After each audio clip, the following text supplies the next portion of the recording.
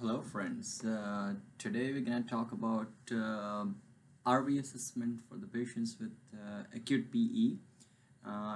It's an ultrasound-based talks, so each slide would have some form of pictures or ultrasound clips.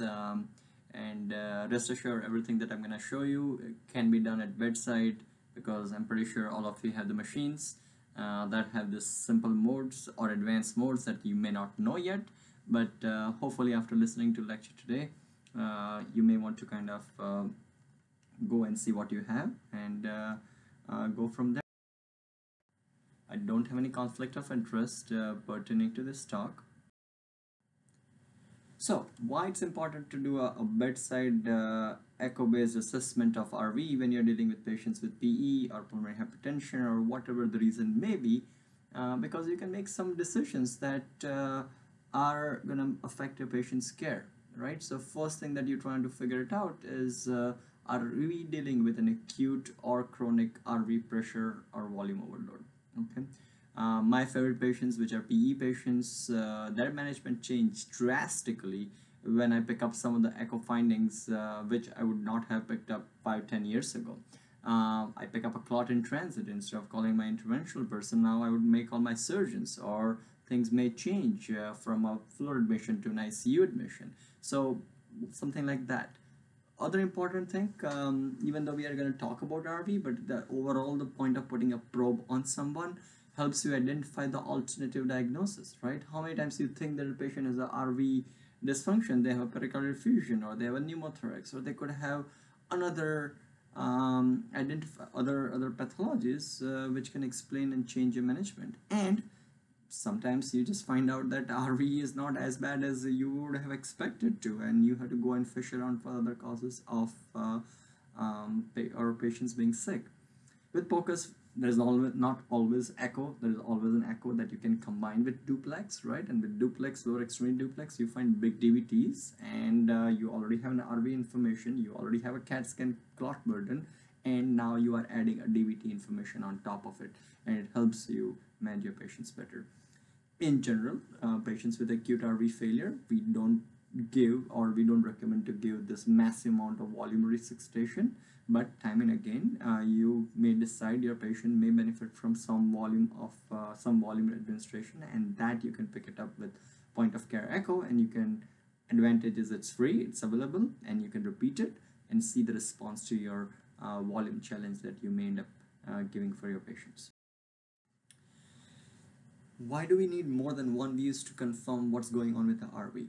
Okay, RV is a master of disguise, right? It's a triangular shaped thin chamber, unlike LV, which is more circular and thick wall structure.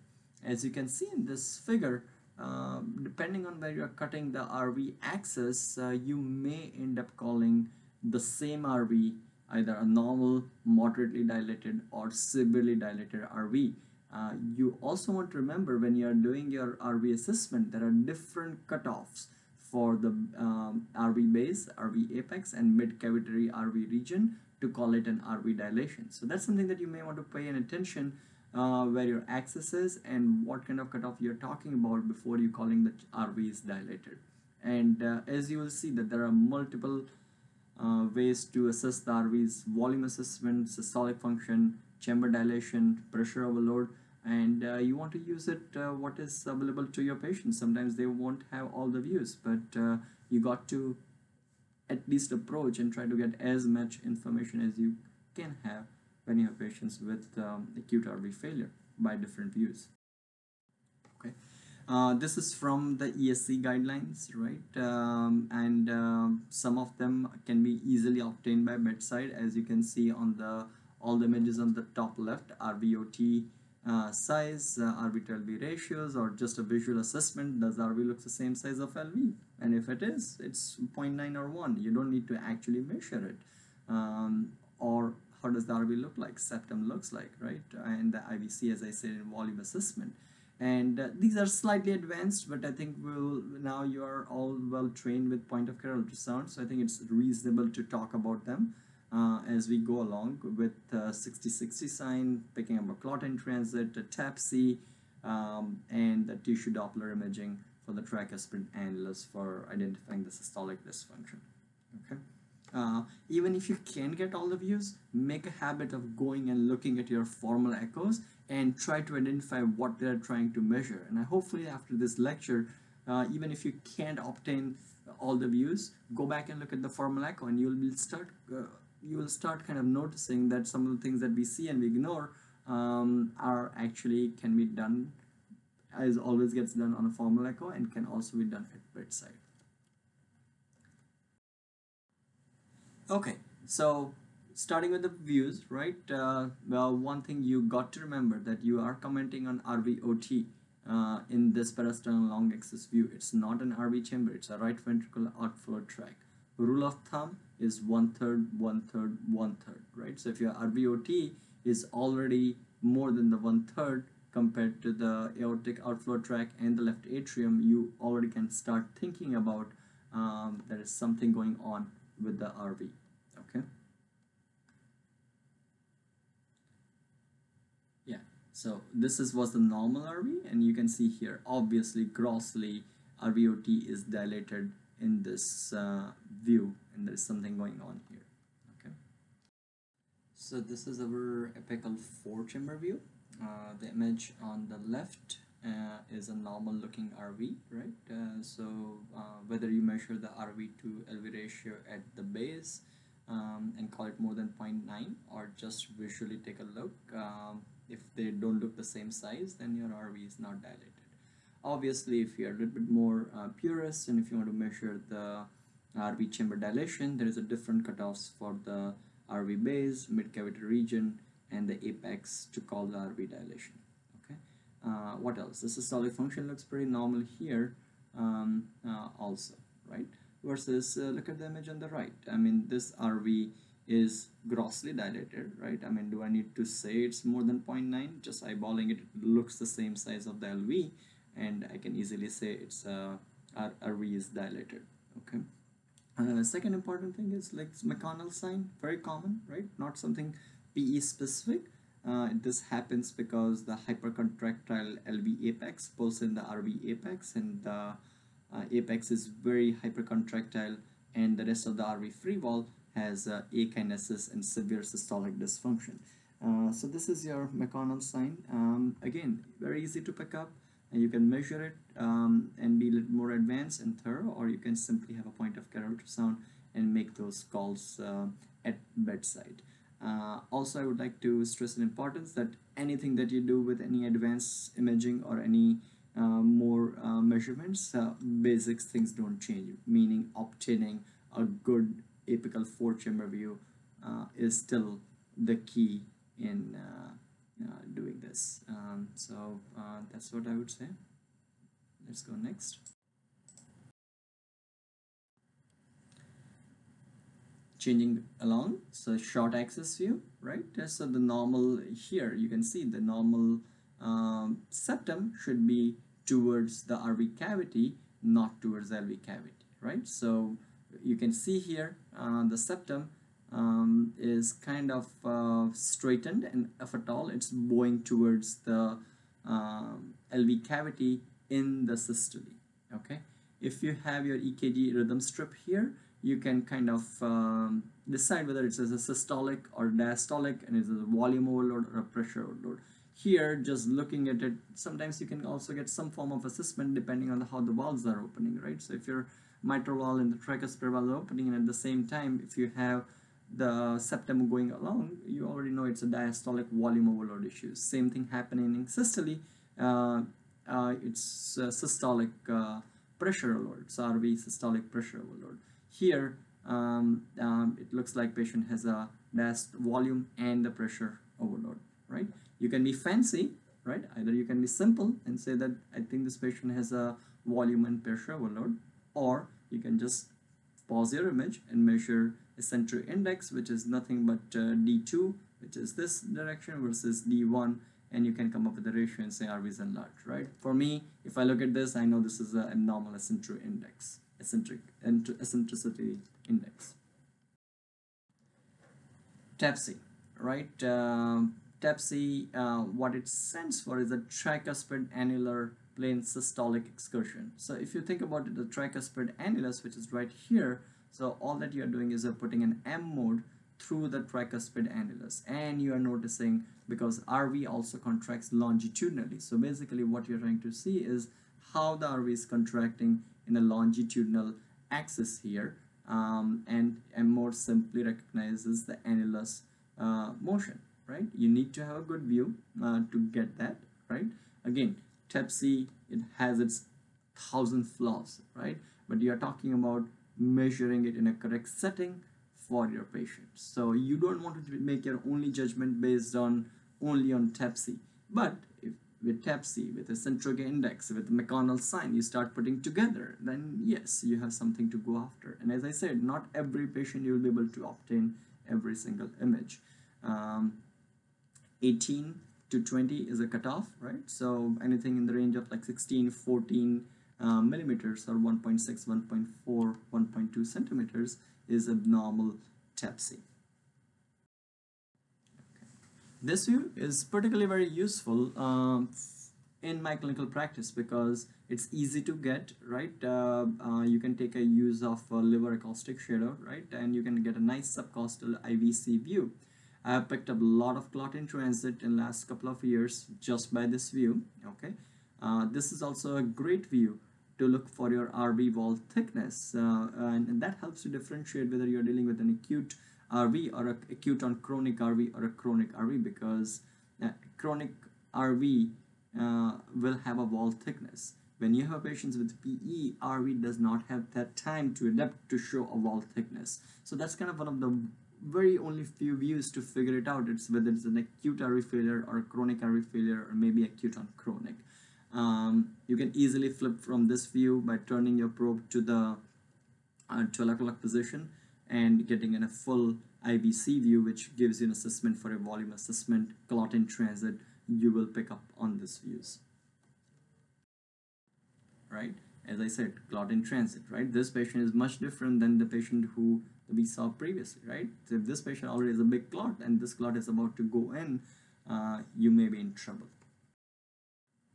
Okay, so RV free wall thickness, as I said, normal is less than 0.5 centimeter. That's what you expect in the patients with acute pulmonary embolism. If there is a chronic reasons for RV pressure or volume overload, the wall thickness will be abnormal. The cutoff is 0.5, 0.4, it's along those lines, and you just run an M mode through the RV on subcostal view to figure out RV wall. Okay, as you can see here, RV wall is pretty thickened, and this patient, even though it was a PE, the main problem was this. Look at this LV, severe diastolic dysfunction in LVH. RV is not bad at all. This RV is not gonna fail on me. I can tell you that. Other simple things you can do is the bubble studies, right? So sometimes you're worried about, sometimes you place a line and you want to use that line right away. Subcostal view is a fantastic view, right? Right after you're placing your central line, when you're flushing the line, have somebody put a probe in the subcostal region and you would be able to see the bubbles in the RA and then RV. If you time it appropriately, if there's a big PFO in the open up, you may be able to see the bubbles on the other side. It's a little careful that you have to interpret, but you have to time to EKG cycles. But somebody has a big PFO, you may end up seeing it and diagnosing at bedside. A view like this is very reassuring to use your central line. The central line still could be malpositioned, but it's still in the venous system, so you don't have to wait for the X-ray, and you can start using your lines right away if you have this view. And the last, this is a little more advanced, but if you have a tissue Doppler imaging, it's exactly the same mechanism that you would do the TEPC. So instead of hitting an M mode for TEPC, you're gonna place your cursor right into the tricuspid annulus and gonna hit tissue Doppler imaging, and it just tells you that how the tissue on the right ventricular annulus is moving up and down in real time, and what you measure is S dash, which is a marker of the systolic function. So normal S dash for the right ventricular normal systolic function is 10 centimeters per second. If you think about it and remember your diastolic lectures, it's exactly the opposite of what we measure for the simple diastolic assessment at the mitral valve level. You do the same measurements at the tissue, at the lateral and the medial mitral annulus, to look at the tissue Doppler imaging that adds into your diastolic dysfunction classification, if you remember. 60-60 sign, all that we are trying to tell here is that when you have an acute PE, you cannot generate a RVSP or a transvalvular gradient more than 60. The way to do it, you need a continuous wave Doppler, and you put it through. First you turn on the color, identify your color flow jets, and once you have color flow jet, you do a continuous wave Doppler. Continuous wave Dopplers will give you the velocity. So this in case is 4 meter per second, right? That you put into this equation, which is 4v squared.